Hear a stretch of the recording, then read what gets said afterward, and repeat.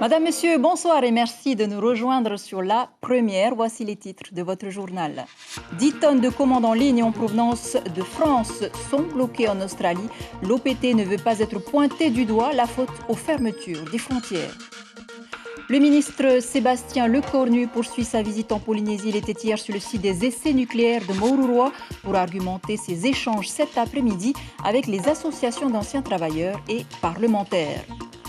À Takapoto et Takaroa, la population a été particulièrement marquée par le cyclone Orama en 83.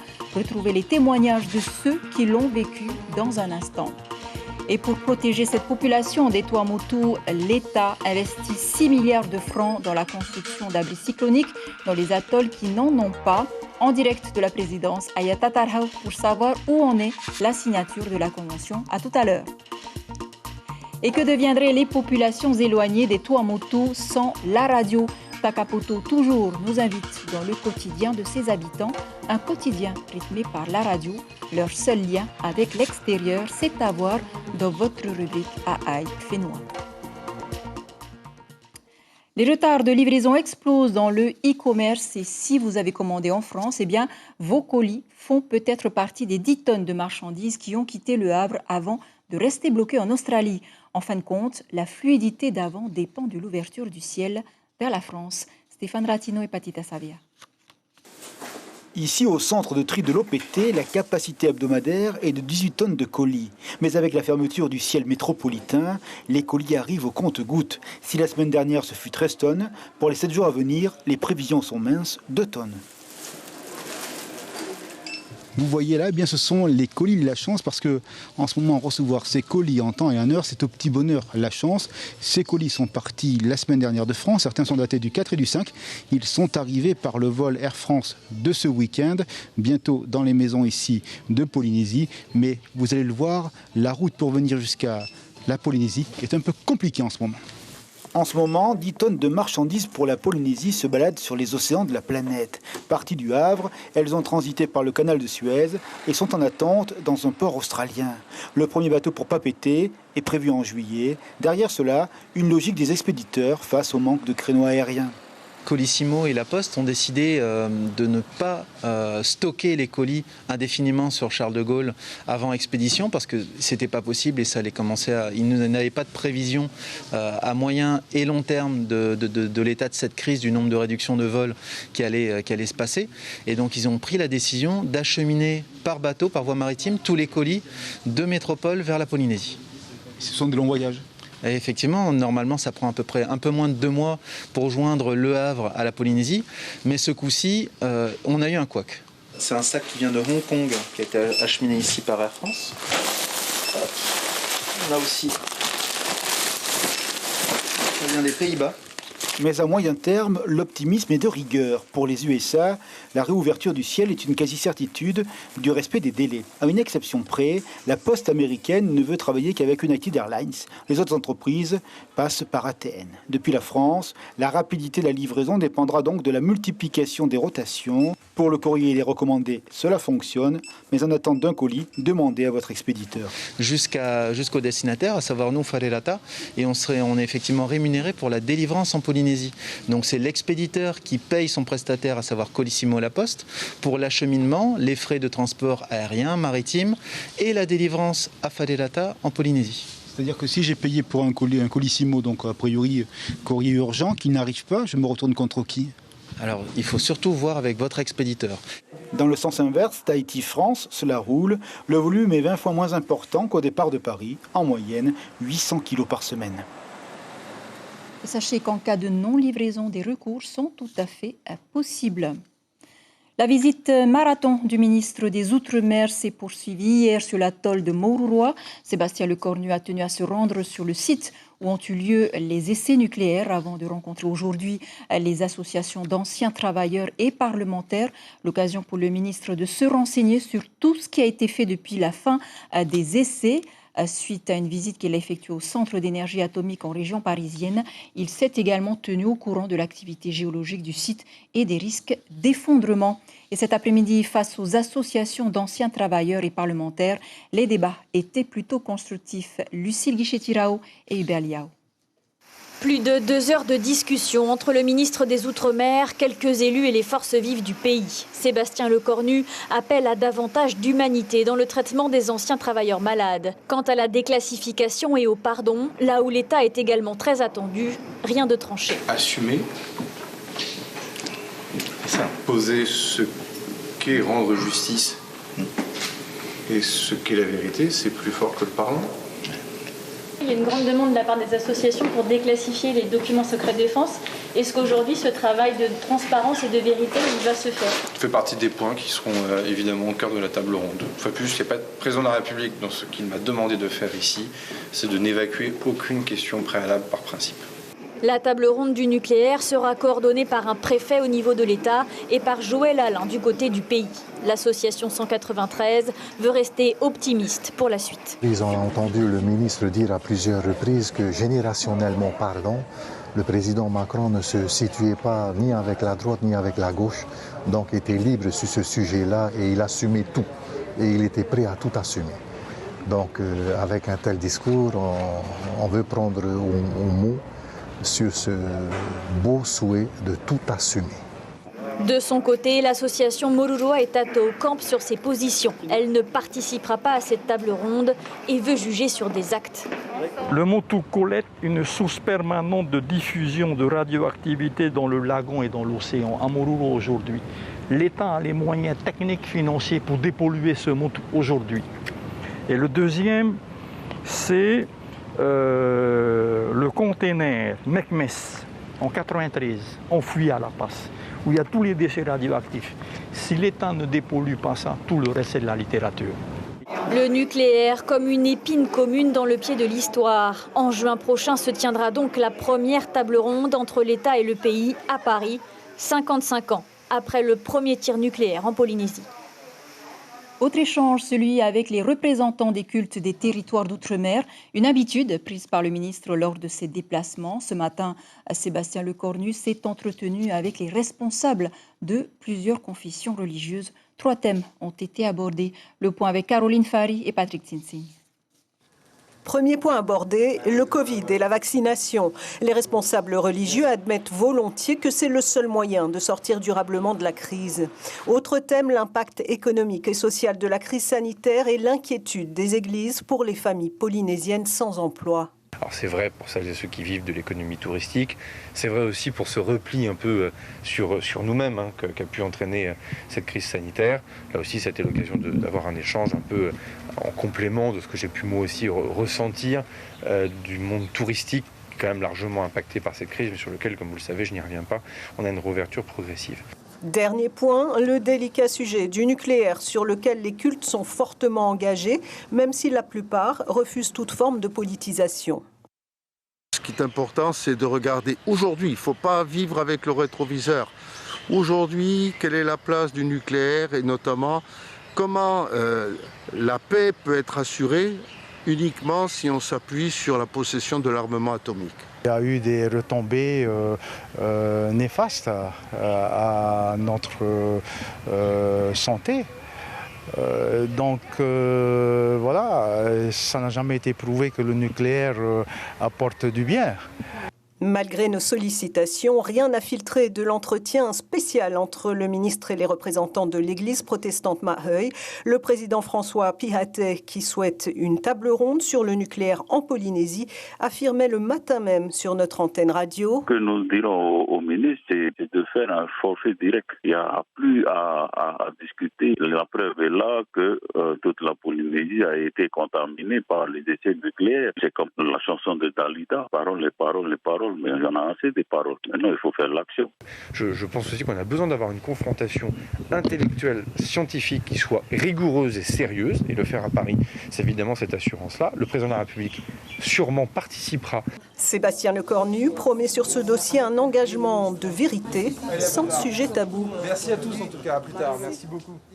Et le ministre des Outre-mer a également acté au travers d'une convention signée avec les maires de 14 communes des Tuamotu la participation de l'État au financement des abris de survie, un besoin vital, vous le savez, pour les atolls en cas de cyclone. À Takaroa et Takapoto, par exemple, la population se souvient encore des ravages causés par le cyclone Orama. C'était en 83, le reportage de Puno Atuti. 22 février 1983, le cyclone Orama se dirige sur l'ouest des Tuamotu. Takaroa et Takapoto sont frappés de plein fouet. Les habitants se souviennent encore du déchaînement des éléments. À cette époque, les seuls refuges étaient la mairie, l'église catholique et le temple Sanito. Et mon père nous racontait souvent l'histoire de ce cyclone pour s'abriter, pour abriter sa petite famille, sa femme et ses 2 enfants, avec ma petite soeur qui était encore un bébé. On était obligés d'aller à Toua habiter dans une citerne d'eau en plus. La mer arrivait du large et allait se déverser jusque dans le lagon. Le niveau était jusqu'à mes genoux, là, ici. Pareil chez nous, chez mes parents.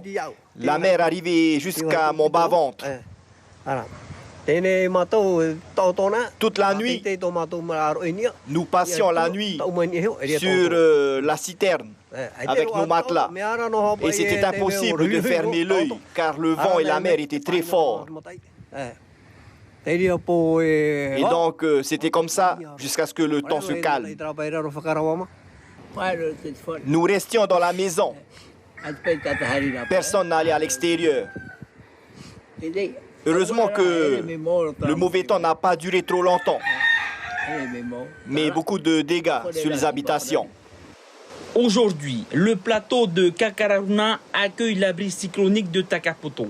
Construit en 2010, ce refuge servira lors des catastrophes naturelles. C'est clair qu'il faut un abri cyclonique dans les îles Tuamotu, car on ne sait pas quand est-ce qu'un cyclone peut nous tomber sur la tête. Je l'ai vécu. Pour moi, oui, l'abri cyclonique, ça va aider. Enfin, surtout quand il y a des grands cyclones, parce que d'après ce que mon père a dit, le cyclone de 1983, c'était dangereux, quoi. Il faut vraiment faire attention aux dégâts que ça peut engendrer. Il suffit de regarder ce qui s'est passé du côté de la mairie. Il y a eu beaucoup de dégâts. Désormais, Takapoto pourra accueillir les 500 habitants de l'île lors d'une catastrophe naturelle comme un cyclone. Comme je vous le disais, l'aide de l'État est très importante. La signature de la Convention s'est déroulée il y a quelques minutes à la présidente de la Polynésie, où nous rejoignons Ayata Tarhau. Ayata, on peut imaginer que c'est un soulagement pour les premiers magistrats des communes des Tuamotu.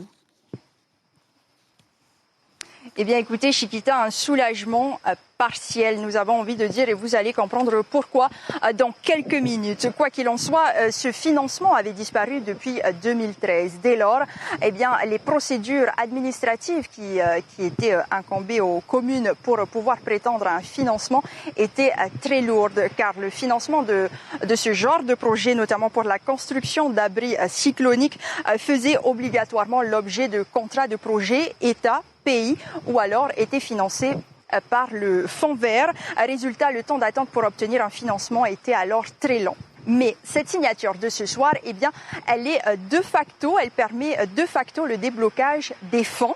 Mais la grande question de ce soir, c'est bien évidemment le partage des dépenses qui seront réservées à la construction de ces abris cycloniques. Pour en parler avec nous, Tevahine Heipoa Brander, vous êtes maire de Tureia. Ma première question, est-il logique pour vous ce financement quand on sait que Tureia fait partie des premières îles à être submergées si jamais il y a un effondrement géologique à Mururoa? Bah écoutez, on va dire que nous n'avons pas vraiment travaillé sur le plan de financement. Donc actuellement, nous ne savons pas si la commune aura une participation à hauteur de 5%, sachant très bien que les projets des abris de survie ont été répartis en plusieurs étapes.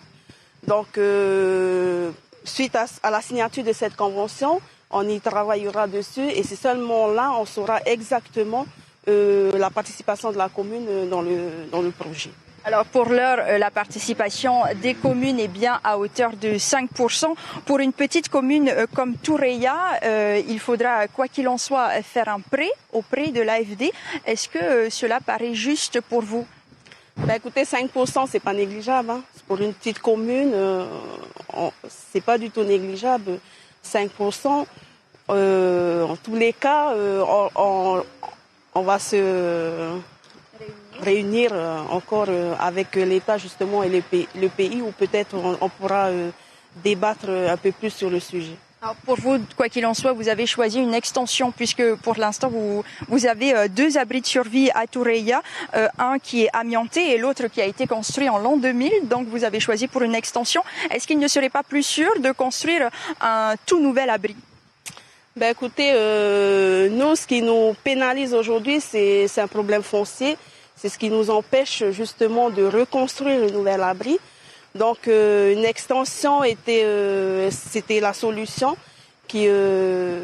dans laquelle c'est la solution que vous avez choisie. Voilà. Merci beaucoup Tevarine Hepoa Brander, maire de Toureia, d'avoir été en direct avec nous ce soir. Voilà, pour rappel, dans le détail, Chiquita, ce sont 9 abris de survie qui seront construits, 5 bénéficieront d'une extension et enfin 3 seront réhabilités.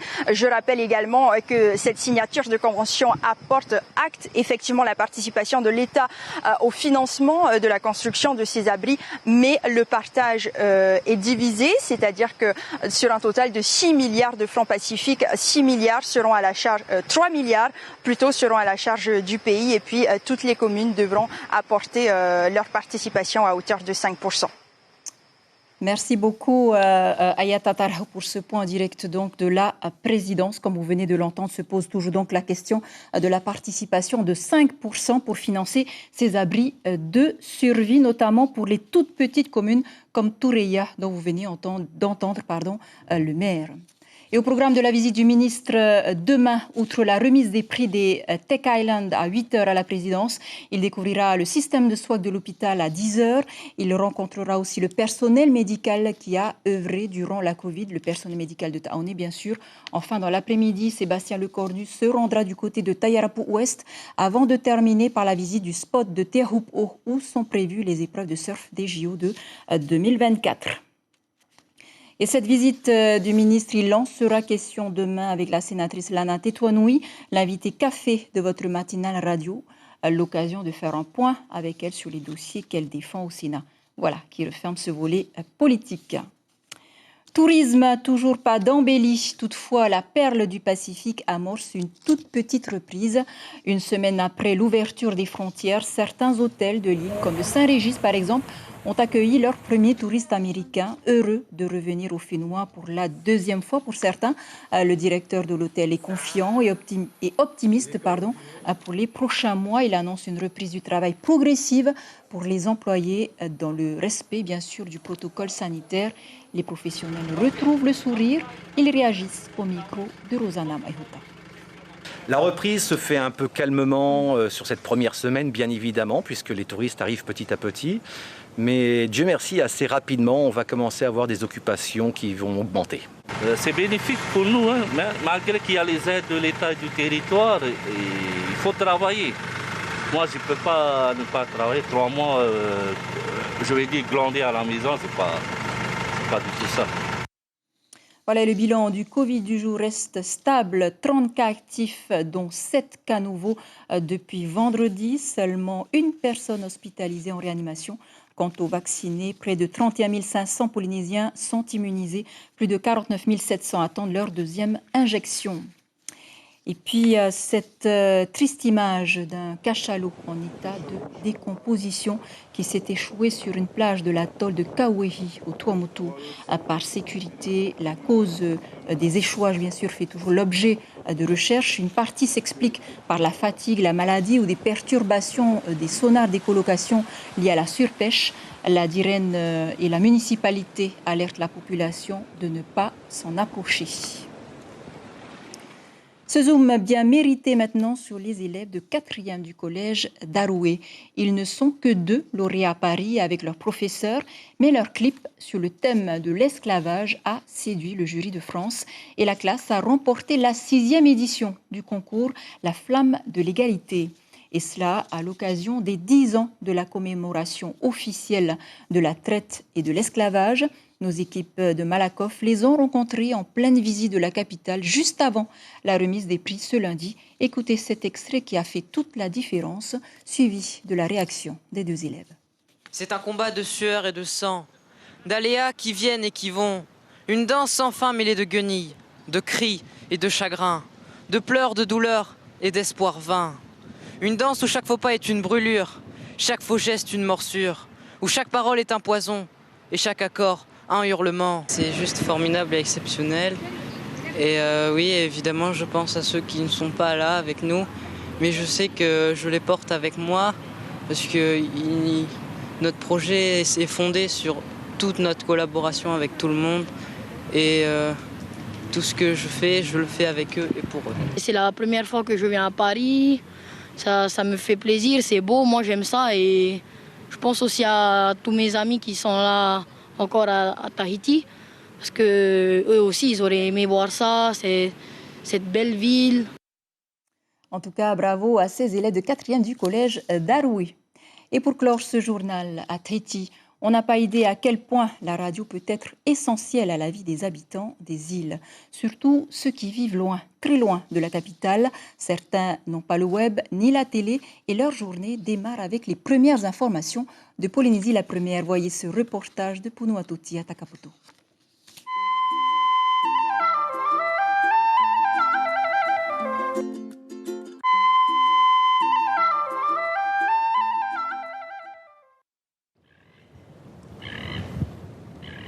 Il est 5 heures du matin, Jean-Claude et sa femme se réveillent. Et leur premier geste, avant même de préparer le petit déjeuner, est d'allumer leur radio. Une habitude qu'ils ont depuis toujours. Chaque matin, de l'autre côté de l'enceinte, Mathéo est fidèle au poste. Dans son émission La Matinale, il mise sur la bonne humeur pour réveiller les auditeurs matinaux. La radio, c'est notre réveil matin. Que ça soit dans toutes nos îles, dans les secteurs, tout ça, parce que c'est un quotidien. Quand on arrive, c'est bon, la radio. Gilbert ne quitte jamais sa radio. Il l'emporte partout avec lui. Il écoute les journaux d'information du matin avec beaucoup d'attention. Tous les jours, il passe un coup de fil à Pascal et Suzanne. Dans l'émission, c'est que du bonheur. Tous les matins, j'interviens dans l'émission de Pascal et Suzanne pour leur adresser mes salutations et les féliciter pour tout ce qui est dit à l'antenne. Polynésie la première, votre émission Ite-Iepo qui démarre et ce jusqu'à 21h. 19h20, Pablo est aux commandes du studio avec son émission Ite-Iepo. C'est le moment préféré de Reimana. C'est un rendez-vous qu'il ne raterait pour rien au monde. Lui aussi appelle chaque soir pour envoyer un message à ses amis et sa famille, notamment ceux qui sont éloignés du village. On se sent en famille quand on appelle l'émission de Pablo le soir. C'est comme si on envoie des messages à cette famille qui est la compagnie polynésienne. Au studio, Pablo reçoit plus d'une vingtaine d'appels chaque soir. Cette émission, Ite-Iepo, a créé une véritable communauté.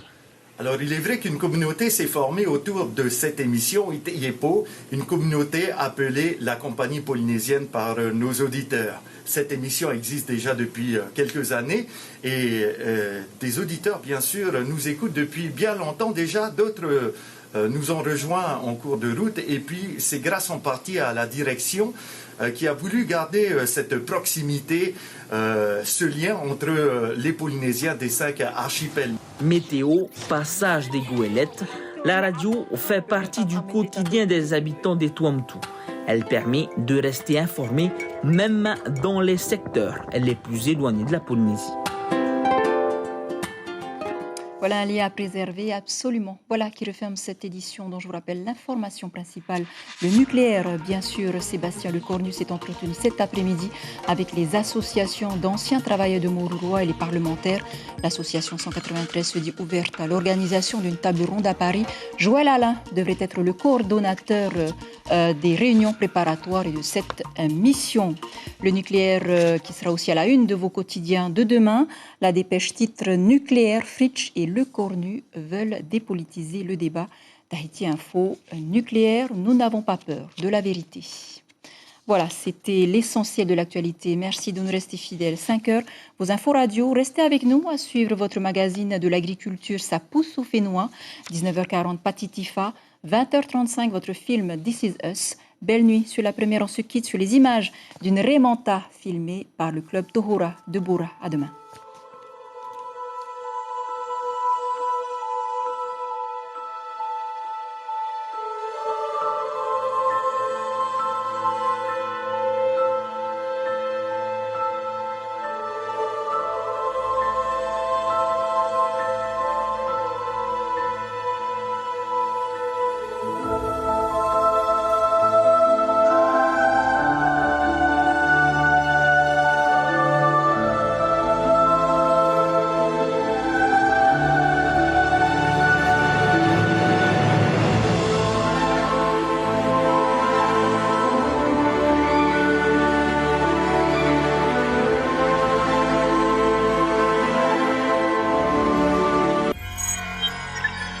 Retrouvez ce programme en replay sur notre site internet